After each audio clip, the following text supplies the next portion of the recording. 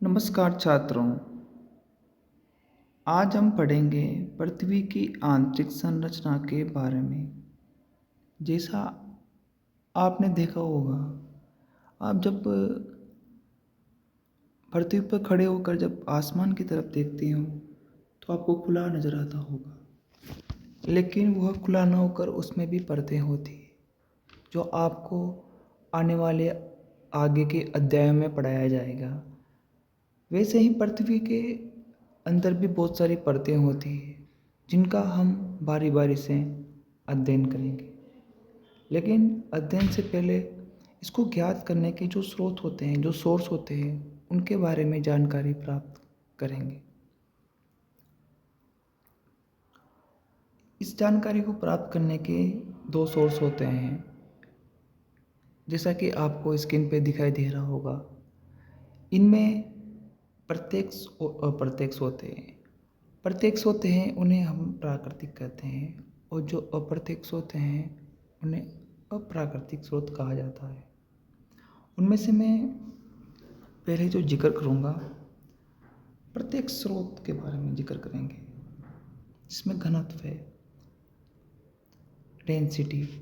पृथ्वी की भूपटरी का औसत घनत्व 2.8 से 3.0 ग्राम सेंटीमीटर क्यूब पाया जाता है, जबकि पृथ्वी का औसत घनत्व 5.5 ग्राम सेंटीमीटर क्यूब होता है। इससे स्पष्ट हो जाता है कि गहराई के साथ पदार्थों का घनत्व भी बढ़ता जाता है। इसीलिए बच्चों, सर्वाधिक जो भारी पदार्थ पाए जाते हैं वो पृथ्वी के केंद्र में यानी क्रोड में पाए जाते हैं, जिनका घनत्व 11 से लेकर 14 सेंटीमीटर क्यूब तक होता है। इनमें लोहे और निकल की प्रधानता होती है। तापमान। पृथ्वी के धरातल पर नीचे जाने पर प्रत्येक 32 मीटर पर 1 सेंटीग्रेड तापमान बढ़ जाता है, जिससे ज्ञात होता है कि पृथ्वी के अंदर जैसे जाएंगे अपन तो तापमान में वृद्धि होती जाएगी। पृथ्वी के अंदर तापमान के अधिक होने के बहुत सारे कारण हैं, जैसे आपका मैंने पहले जिक्र किया प्रत्येक स्रोत। प्रत्येक स्रोत जो होता है, जैसे ज्वालामुखी जब विस्फोटक होता है तो उसमें से लावा निकलता है, तो ये साफ साफ प्रमाणित होता है कि पृथ्वी अंदर से गर्म है। और ये गर्म होने का कारण ये है कि एक तो इसकी उत्पत्ति सूर्य से हुई है। उसके बाद में दूसरा प्रमुख कारण है रेडियो एक्टिव एलिमेंट्स यानी पदार्थ जो होते हैं वो लगातार पृथ्वी की ऊपरी परत से एक्टिवेट होते रहते हैं, तो उससे भी एनर्जी और जनरेट होती है, उससे गर्मी पैदा होती है और चट्टानें पिघलना शुरू हो जाती है। तीसरा जो है पॉइंट है दबाव। बच्चों, ये अपन पढ़ रहे हैं पृथ्वी की आंतरिक संरचना को ज्ञात करने के प्रत्येक स्रोत पढ़ रहे हैं अपन। और ऊपरी परत जो होती है वो हल्की होती है, लेकिन जो ऊपरी परतों का दबाव जब नीचे की तरफ पड़ता है तो उससे घनत्व लगातार निचली परतों का बढ़ता जाता है। और उसका दूसरा कारण जो है वो है पृथ्वी के घूर्णन से जो केंद्राभिमुखी बल उत्पन्न होता है, उससे जो भारी पदार्थ होते हैं वो केंद्र की तरफ सेंट्रलाइज या केंद्रित होते जाते हैं।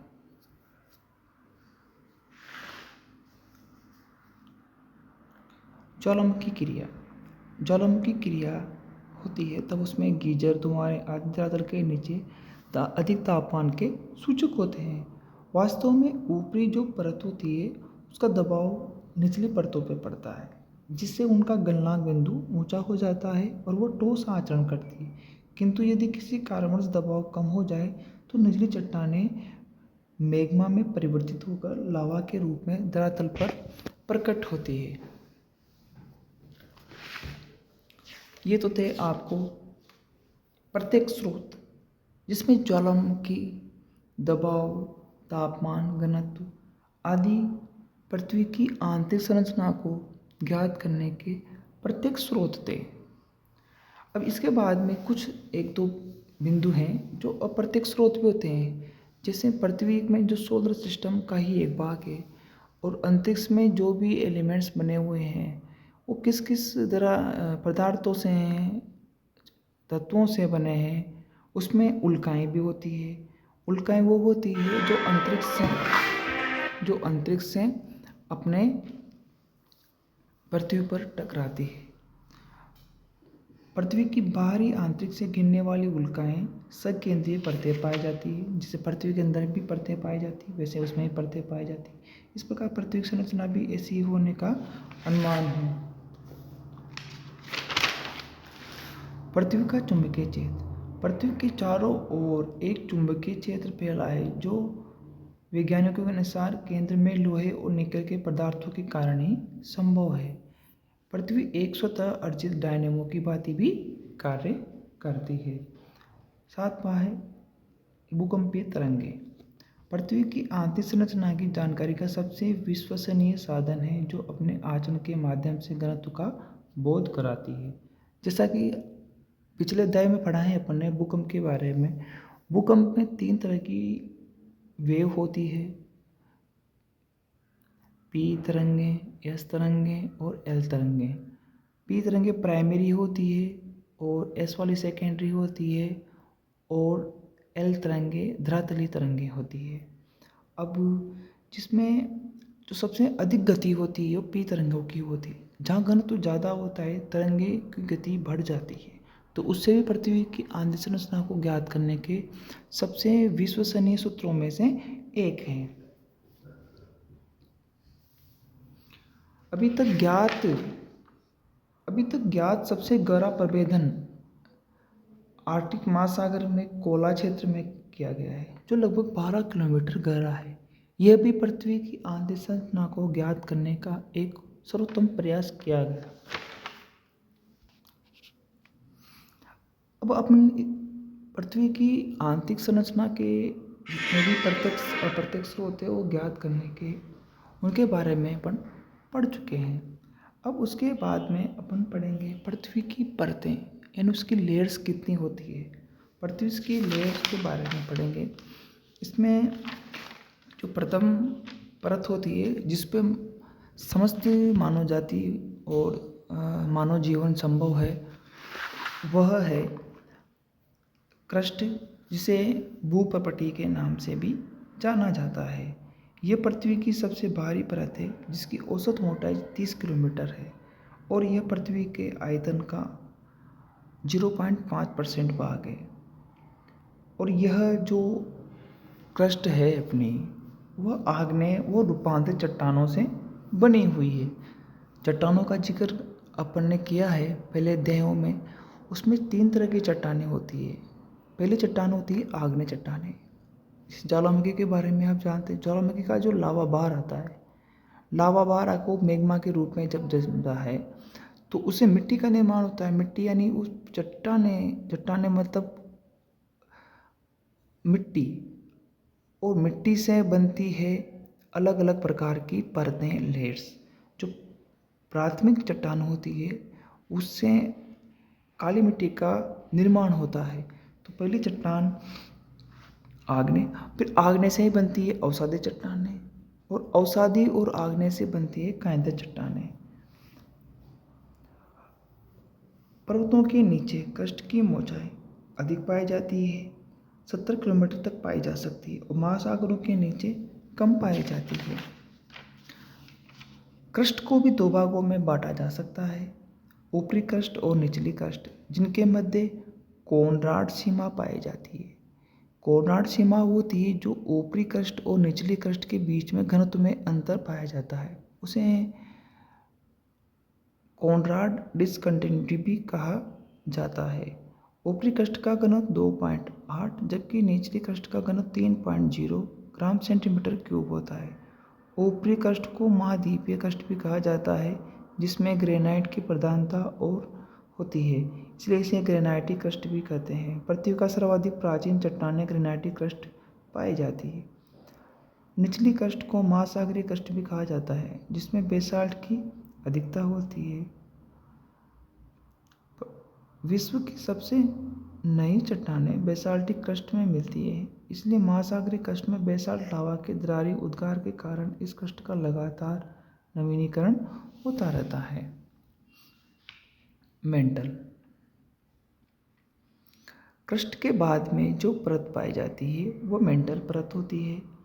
इसे अभ्यंतर भी कहा जाता है। क्रस्ट और मेंटल के बीच मोह सीमा पाई जाती है, जिसकी खोज ए मोहरोविसिक ने की थी। मोह सीमा से मेंटल का विस्तार 2900 किलोमीटर की गहराई में पाया जाता है, जिसको गुटेनबर्ग सीमा भी कहते हैं। मेंटल का घनत्व बच्चों 3.3 से 5.5 ग्राम सेंटीमीटर होता है। यह पृथ्वी के आयतन का सर्वाधिक यानी 83% होता है। ऊपरी मेंटल में 100 से 200 किलोमीटर की गहराई पर भूकंपों की गति कम हो जाती है, क्योंकि यहाँ की चट्टानें आंशिक रूप से पिघली अवस्था होती है।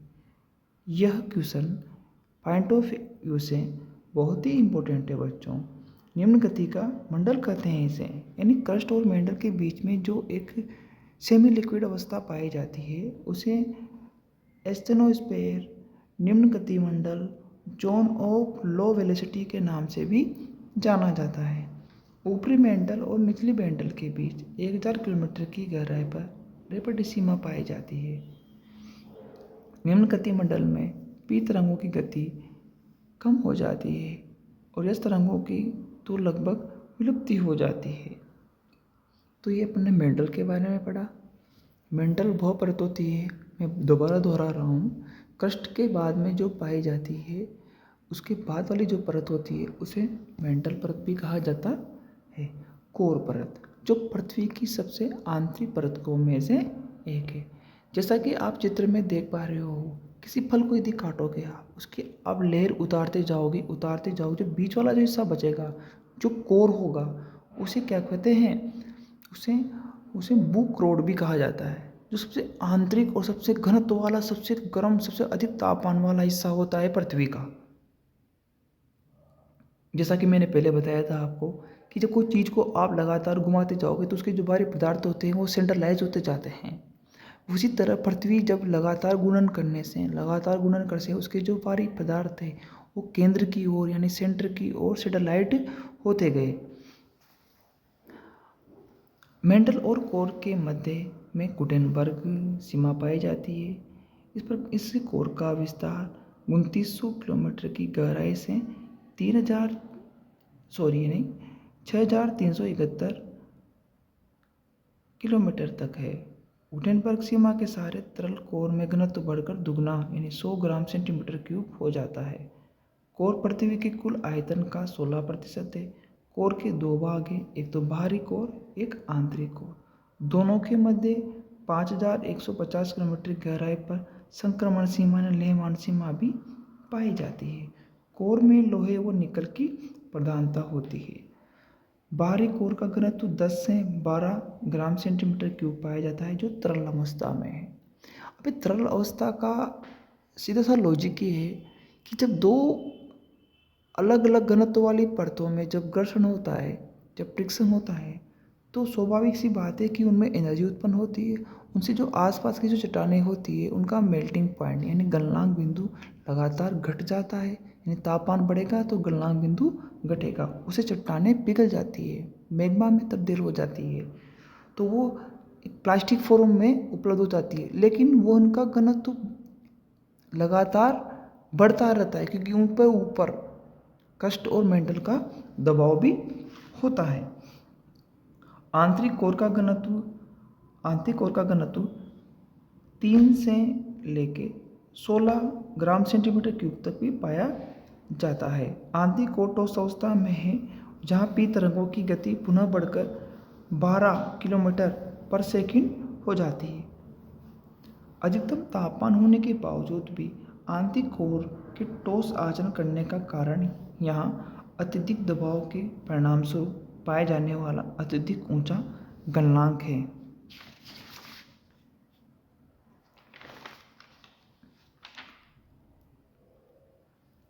तो पृथ्वी की आंतरिक संरचना जैसा कि आप चित्र में देख पा रहे होंगे, इसमें ऊपरी परत यानी भूपर्पटी, उसके बाद में ऊपरी मेंटल, उसके बाद में निचला मेंटल, आंतरिक क्रोर और बाह्य क्रोर। जैसा चित्र में देख पा रहे हैं, भूपर्पटी की जो ऊपरी गहराई यानी जो क्रस्ट की गहराई वो 30 से 35 किलोमीटर होती है। उसके बाद में जो ऊपरी मेंटल होती है उसकी गहराई 700 किलोमीटर है और निचला मेंटल 2900 किलोमीटर तक पाया जाता है। उसके बाद में शुरू होती है बाहें करोड़। बाहें करोड़ की जो गहराई है वो है 5259 किलोमीटर। उसके बाद में शुरू होता है आंतरिक कोण जिसकी गहराई 6371 किलोमीटर पाई जाती है, जो जिसे पृथ्वी का आंतरिक क्रोड़ भी कहा जाता है। तो बच्चों, जो आपको जानकारी दी गई है, जिसको अध्ययन करवाया गया है, वो आपको ज़रूर समझ में आया होगा और आगे भी अन्य वीडियो के लिए, अन्य टॉपिक्स के लिए आप बने रहिए। धन्यवाद।